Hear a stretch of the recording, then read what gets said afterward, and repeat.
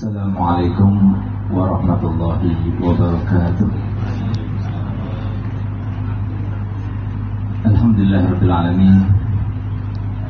Wassalatu wassalamu ala asyrafil anbiya'i wal mursalin Sayyidina wa habibina wa syafi'ina wa nuri qulubina Muhammad Habib Rabbil alamin wa imamil ghurril muhajjalin wa ala alihi wa sahbihi ajma'in. Subhanaka la ilma lana illa ma 'allamtana innaka antal alimul hakim. Rabbi shrah li sadri wa yassir li amri wahlul 'uqdatam min lisani yafqahu qawli. Amma ba'du. Yang sama-sama kita hormati, kita muliakan, kita cintai, kita banggakan para habaib, para alim ulama, wabil khusus Abu Yang Habib Zain dan Habib Hasan Baharun, orang tua kita Habib Salim bin Abdurrahman bin Syihab, Habib Ja'far bin Abdurrahman bin Syihab, Habib Tahir bin Abu Bakar Hinduan, Anas bin Abu Bakar Hinduan. Tidak lupa kepada para tamu yang datang dari Jawa, Jakarta, Habib Al-Idrus, Abu Bakar Segaf, dan juga Zaki, Abdullah Segaf, Ibn Hinduan, dan semua para habaib, Jafar, Ibn Salam Hinduan, dan semua para habaib. Mohon maaf saya sebutkan satu persatu. Yang saya hormati, saya muliakan, yang dicintai oleh saya punya abah, yaitu Kiai Abdul Muttalib. Semoga kita semuanya punya umur seperti beliau, dan badan sehat walafiat, bermanfaat untuk umat. Dan semoga beliau banyak jariahnya, banyak sebab-sebab yang membuat cinta Nabi kita Muhammad SAW, sehingga beliau disambut oleh Nabi SAW dan menjadi sebab banyak yang kita belajar dari kehidupannya. Amin, amin ya rabbal alamin. Serta semua para alim ulama, para pejabat yang hadir, dan tidak lupa kepada khalifah kepada Habib Anis Sayyidul Haul, yaitu Al-Habib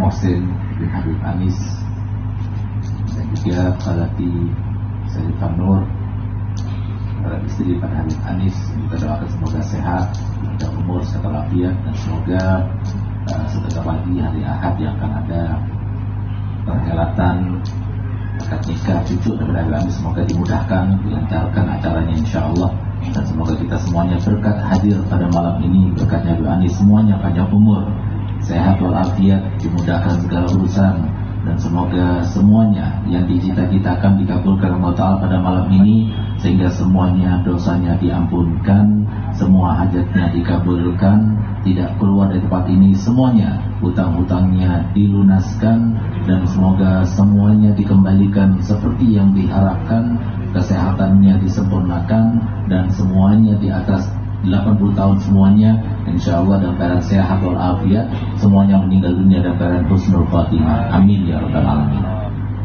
Alhamdulillah, kita sudah dengar dari manaqib beliau almarhum Habib Anis, bagaimana beliau menjadi bagian daripada sejarah kehidupan, sebagaimana beliau telah tiada dan pernah ada, telah tiada sekarang dan pernah ada. Itu adalah sebuah ucapan dan sebuah ungkapan yang pernah disampaikan oleh Nabi kita Muhammad SAW ketika Nabi kita Muhammad SAW berangkat ke Masjid Quba, lalu kemudian mengajak sahabat-sahabatnya ke belakang masjid. Di situ ada tulang belulang, di situ ada berserakan sampah, di situ ada baju-baju yang sudah tidak layak dipakai. Maka kemudian Nabi SAW berkata, itu tulang belulang adalah tulang belulang daripada manusia yang pernah hidup, sama seperti kalian. Mereka makan, mereka minum, mereka berpakaian, mereka sehat, lalu mereka ada yang sakit dan sebagainya, sama seperti kalian. Sekarang mereka sudah meninggal dunia. Sebagaimana mereka seperti itu, nanti kalian juga seperti itu. Dan nanti setelah kalian meninggal juga ada yang akan mengenal kalian, sama seperti sekarang kita mengenal mereka. Begitulah sekarang ini kita katakan Habib Anis pernah ada dan sekarang sudah telah tiada. Tapi alhamdulillah pada malam ini 1000 orang lebih yang mendoakan, yang mendengarkan manakibnya, bahkan berdoa dengan berkatnya, bertawassul kepada Allah Ta'ala dengan berkat beliau. Ini sesuatu yang sangat luar biasa, yang belum tentu tatkala kita meninggal sama seperti keadaan beliau nanti setelah kita meninggal. Oleh karena itu maka mari sama-sama kita ambil sebuah pelajaran, sebuah ibrah, bahwasanya Allah SWT berfirman dalam Al-Quran, A'udzubillahi minasyaitonirrajim, Bismillahirrahmanirrahim, wa tilkal ayyam nudawiluha bainan nas. Hari-hari itu terus bergulir kepada manusia, sama persis bentuknya, orangnya sama, bentuknya sama, coraknya sama, makannya sama, minumnya sama, tidurnya sama, pakainya juga sama, cuma beda saja modelnya, beda corak hidupnya, beda, itu saja. Tapi sakit pernah, iya sakit pernah, mencret pernah, pusing pernah pusing, masalah pernah, semuanya sama. Nah, jadi kita ayo sama-sama belajar. Jadi ternyata manusia itu harusnya belajar kepada manusia yang masih ada dan manusia yang sudah tidak ada. Cuma bedanya, kalau manusia yang sudah ada, yang masih ada, belum tiada, maka hendaknya kita belajar kepada mereka baik-baiknya saja. Tapi kalau kita belajar kepada manusia yang masih ada, baik-baiknya saja, jangan sampai kita secara mutlak harus dikaitkan. Baiknya pun harus dikaitkan kalau masih sejalan dengan jalannya Nabi kita Muhammad SAW. Akan tapi kalau kita belajar kepada orang yang sudah tidak ada, maka baiknya itu kita boleh mengikutinya secara mutlak. Kenapa? Karena orang yang sudah meninggal tidak mungkin lagi difitnah. Tapi orang yang masih hidup, siapapun beliau, apakah Habib Salim, apakah Al-Fakir, Habib Zain, siapa saja yang ada di atas podium ataupun semuanya, tidak ada di antara kita yang selamat daripada fitnah yang Allah berkehendak kepada kita. Kalau Allah sudah berkehendak, maka tidak ada seorang pun yang bisa selamat, dan kecuali hanya orang yang diselamatkan. Dan semoga kita termasuk diselamatkan sampai kita meninggal tidak tersentuh dengan fitnah, sampai kita meninggal dalam keadaan husnul khotimah semuanya, insyaallah. Amin ya rabbal alamin. Nah, oleh karenanya, jadi fitnah itu banyak sekali yang menjauhkan kita daripada Allah Ta'ala. Belum tentu orang yang punya ilmu aman daripada fitnah. Belum tentu orang yang punya harta benda, orang yang punya jabatan aman daripada fitnah. Belum tentu orang yang tampan aman daripada fitnah. Belum tentu orang yang jelek wajahnya aman daripada fitnah. Semuanya berkesempatan untuk kena fitnah. Sehingga yang aman daripada fitnah hanya orang yang diselamatkan oleh Allah Ta'ala daripada fitnah.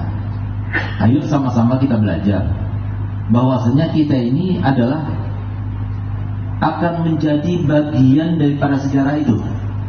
Entah dikenang oleh bagian yang kecil dari keluarga kita, atau masyarakat kita, atau masyarakat besar kita, atau bahkan masyarakat selevel nasional, atau bahkan internasional. Itu semuanya bisa kita lakukan sekarang waktu kita masih hidup. Dan semuanya tergantung kepada tuntunannya, pedomannya. Sebesar apa kita punya tuntunan, sebesar apa kita punya pedoman. Tambah besar kita punya tuntunan, tambah besar kita punya pedoman, tambah banyak kita punya pedoman, tambah banyak pula jalan yang bisa kita lakukan untuk kita bisa dikenal oleh banyak orang. Oleh karena itu, para hadirin oleh Allah Ta'ala, tadi kita dengar Al-Habib Anis sampai rela beliau itu bertani, sangat berhati-hati. Beliau sangat gemar bangun masjid. Padahal beliau sangat gemar membagi-bagikan uangnya kepada anak yatim dan sebagainya. Padahal kalau seumpama itu uang itu disimpannya, maka beliau akan menjadi orang kaya. Tapi itu beliau tidak lakukan. Kenapa? Karena ada harapan.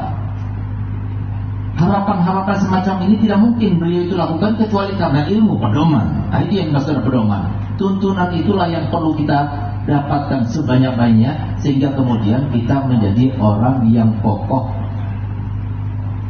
Sehingga doa yang terbaik itu adalah yang diajarkan Nabi SAW, Allahumma ya muqallibal qulub tsabbit qalbi ala dinik. Jadi tsabbit qalbi ala dinik dengan apa? Ilmu, dengan tuntunan, dengan pedoman. Satu contoh, siapa di antara kita yang berani melaksanakan seperti yang dilaksanakan oleh Abu Hasan Baharun 3 hari sebelum meninggal dunia, dikumpulkan anak-anaknya semuanya. Lalu beliau berkata kepada anak-anaknya, ini pondok, bangunannya, tanahnya, mobil-mobilnya, semuanya bukan dibeli dengan uangnya pondok saja, tapi ada uangnya Abi. Abi sebagai seorang mudir, sebagai seorang dai, tentunya datang wali santri, ada yang ngasih hadiah buat Abi, itu pribadi untuk Abi.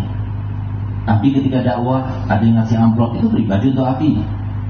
Abi ada dagangan kecil di koperasi, itu pribadi untuk Abi. Tapi semuanya bercampur dengan kaum pondok. Sekarang dengarkan ya, Abi berwasiat, berikrar bahwasanya semua yang Abi miliki di pondok ini maupun di luar pondok ini, Abi wakafkan untuk Allah dan Rasulnya dan untuk pondok ini. Kira-kira siapa di antara kita yang berani untuk berikrar semacam ini? Pasti banyak pertimbangan kita. Kesian anak-anak Ustaz, kita belum siap Ustaz, kita belum ini dan sebagainya. Kenapa? Karena kita belum dapat tasbih. Itu contoh dari tasbih. Ini Habib Anis sudah ada tasbih dalam hatinya, sehingga dia berani berkata semacam itu, berani mukarramah, pinjamkan uangnya ke pondok sampai miliaran rupiah. Lalu di akhir umurnya beliau berwasiat untuk mengibrakkan semuanya hutang-hutang pondok kepadanya, yang puluhan miliar hutang pondok diibrakkan. Itu tasbih, tidak mudah, sesuatu yang sangat luar biasa. Yang semacam ini tidak mudah untuk kita lakukan, kecuali kalau seumpama kita punya pedoman yang ada di dalam hati kita. Oleh karena itu, yang harus kita lakukan adalah ayo sama-sama kita dengarkan firman Allah Ta'ala. Yang kita perlukan sekarang ini adalah hubungan kita kepada Allah, kuatkan. Banyak di antara kita memang dia ustaz, memang dia seorang dai, memang dia orang alim, memang dia sholat 5 waktu, memang dia hadir pengajian, tapi masalahnya dia hubungannya dia sama Allah itu kurang. Hubungannya sama Allah itu kurang erat. Sholatnya enggak betul-betul, sehingga setiap sholat, hadir dan sebagainya tidak dimaknai. Padahal Allah SWT sangat tahu bagaimana hidup di dunia ini. Mohon maaf, kita semuanya senasib ya. Jangan sampai kita katakan Ustaz enak, antum Ustaz. Nggak ada yang enak, semuanya capek, semuanya bermasalah, semuanya punya problem. Nggak ada di antara kita di sini yang nggak ada problemnya. Kalau nggak sama istrinya, sama anaknya, sama finansialnya, sama tetangganya, sama penyakitnya, semuanya pasti dia problem. Semuanya kita senasib. Jadi alhamdulillah kita senasib. Jadi nggak usah kita iri, nggak usah kita katakan coba saya jadi orang ini. Ya, kalau kita seumpama kita berangan-angan seandainya saya jadi orang ini, kalau tentunya kemudian Allah Ta'ala jadikan kita orang seperti yang kita inginkan, belum tentu kita bisa mampu jadi orang seperti itu. Semuanya sama. Nah, cuma Allah Ta'ala karena tahu memang hidup itu memang tidak enak bagi setiap orang, maka Allah Ta'ala kemudian memberikan bagi kita jalan dan solusi bagaimana supaya hidup di dunia ini enak. Apa itu sering kita dengar, tapi banyak di antara kita yang tidak menjalankannya dan menerapkannya. Dengarkan baik-baik, sehingga pantas kalau yang Muhammad mengatakan kebaikan itu ada, cuma kita tidak mencarinya. Solusi itu ada, tapi kita tidak mencarinya. Semua itu ada, tapi kita tidak mencarinya. Kita ini terlalu manja. Kita ini terlalu dimanja oleh hawa nafsu, sehingga dikalahkan oleh nafsu, sehingga dikatakan oleh Ibn Khaldun, siapa yang tidak bisa mengalahkan dirinya, maka dialah orang yang paling lemah. sehingga semuanya pengen dilayani, sehingga untuk dirinya sendiri dia tidak bisa mengalahkan. Ini sebab utamanya. Coba lihat bagaimana Allah Ta'ala berfirman dalam Al-Quran, A'udzubillahi minasyaitonirrajim, Bismillahirrahmanirrahim, Ista'inu bis-sabri wassalam. Kalau kamu mau menjalani kehidupan ini enak, nyaman, bahagia, walaupun nggak enak tapi terasa nyaman. Bagaimana kehidupan yang tidak ada kebahagiaan tapi nyaman kita menjalaninya? Bagaimana bentuknya? Bentuknya itu cuma satu, yaitu keadaan yang Allah berikan kepada para aulia. Itulah kehidupan di dunia yang disebut oleh Nabi SAW, tidak ada roha di dunia, tapi kehidupan itu senang dan menyenangkan, yaitu kehidupan yang Allah berikan kepada para aulia. Karena jenis manusia ada 3 macam. Yang pertama awam, lalu kedua orang soleh, lalu ketiga para aulia. Tentunya Allah berikan anugerah terbesar kalau harus Allah berikan kepada para aulia. Tapi justru yang Allah berikan kepada aulia bukan kebahagiaan, bukan surga di dunia, bukan uang yang berlimpah, bukan jabatan yang tinggi, bukan ketampanan, bukan kecantikan istri, bukan anak yang banyak, bukan pengaruh yang besar, tapi yang diberikan hanyalah ala inna aulia Allah la khaufun alaihim walahum. Itu saja yang diberikan. Hakikat kebahagiaan di dunia. Siapa orang yang bahagia di dunia? Orang yang bahagia di dunia adalah yang tidak pernah merasa takut dan tidak pernah merasa sedih. Itu yang kita cari di dunia. Kalau kita ingin mendapatkan, nggak ada rasa takut, nggak takut apa yang akan kita makan besok, masa depan nggak takut, nanti gimana, kedepannya gimana, dia nggak takut, nggak sedih dia dan sebagainya. Yang semacam ini yang kita cari, itu bahagia yang sesungguhnya. Kalau sudah semacam ini yang kita dapatkan, tidur enak, nggak pusing, mau terjadi apapun nggak. Sekarang aja sudah terjadi perang di sana, yang perang di sana kita sudah kelimpungan. Mohon maaf, saya dengarnya di sana ketika saya umroh, baru saja ada isu kenaikan bensin, langka di Kalimantan Barat. Baru cuma isu saja, sampai 50.000, sampai 35.000. Nah, itu kan luar biasa. Akhirnya apa? Nah, ini. Kalau mau tenang, maka laksanakan ista'inu bis-sabri wassalah. Yang pertama apa? Salat. Salat jangan asal salat, tapi artinya salat itu mengabdi kepada Allah. Mengabdi kepada Allah bukan cuma di dalam salat. Salat itu cuma adalah ikon saja. Ketika subuh kita ikon supaya mengingatkan, dari subuh sampai duhur seperti itu ya, dari duhur sampai asar seperti itu ya, dari asar sampai maghrib seperti itu ya, dari maghrib sampai isya seperti itu ya, dari isya sampai subuh seperti itulah. Itu maksudnya. Jadi bisolat itu seperti itu. Jadi ketika kita mengatakan Allahu Akbar, Allah yang paling besar, Allah zat yang maha besar, Allah yang patut diagungkan. Jadi selalu yang kita rasakan itu adalah Allah. Ada orang yang berucap, ucapan itu dikehendaki oleh Allah. Ada orang yang bertindak, tindakan itu dikehendaki oleh Allah. Sehingga Pak, nikmat menjalaninya, nggak melihat kepada sebabnya. Sehingga Syekh Abdul Qadir Jalani beliau mengatakan, kalau seumpama kita mau tidak berdosa dengan terkait dengan manusia, kun ma'al khalqi ka'an la khalqa. Jadilah kami itu bersama makhluk, saat tidak ada makhluk, yang ada kita sama Allah. Mereka itu adalah malaikat. Sehingga beliau katakan, adakah mungkin ada satu ucapan diucapkan oleh seorang manusia siapapun yang Allah tidak kehendaki? Adakah mungkin ada suatu tindakan siapapun yang bertindak Allah nggak berkehendak? Ada mungkin? Nggak mungkin. Semuanya dengan kehendak Allah. Tidak ada yang sebagai betulnya. Semuanya direncanakan. Yang maksud dan tujuannya adalah engkau. Sasarannya adalah engkau. Tujuannya Allah ingin mengangkat derajatmu. Allah ingin menghapuskan dosamu. Allah ingin memberikan pahalamu. Kok mau dikasih kebaikan kok malah kita marah-marah, cindera-cindera dan sebagainya. Ini kalau kita ista'inu bis-shalah, ini akan kita dapatkan. Betul-betul kita itu mengarungi satu hari penuh itu dalam keadaan seakan-akan sholat. Inna sholati wa nusuki wa mahyaya wa mamati lillahi rabbil alamin. Lalu yang kedua, setelah kita rasakan seakan-akan hidup kita itu dalam sholat, Yang kedua itu adalah sabar. Belajar sabar. Kalau kita nggak belajar sabar, habislah kita. Hidup itu harus sabar. Apa katanya Habib Ali bin Syihab? Kata beliau, nahnu fi zamanin nahtaju ila sabrin katsir, walakin sabruna qalil. Harus sabar. Kenapa? Kita harus coba, bakal diuji.